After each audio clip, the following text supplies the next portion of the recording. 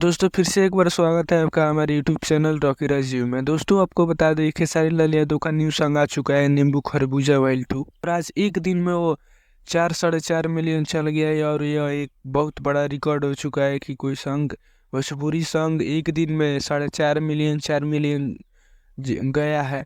और दोस्तों आपको बता दें कि इतने दिन से खेसारी लाल यादव गाना नहीं गा रहे थे, लेकिन अब एनओसी लेकर सब चैनल से खेसारी लाल यादव गाना गाएंगे और बहुत ही हिट ब्लॉकबस्टर सॉन्ग आएगा।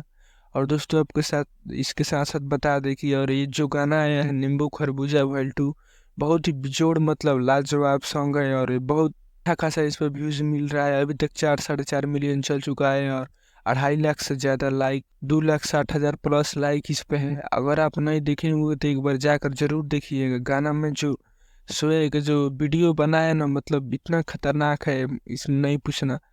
तो आप सुने कि नहीं? अगर नहीं सुने तो जाकर जरूर सुनिएगा। तो मिलते हैं अगले वीडियो में, तब तक के लिए इतना ही, जय हिंद।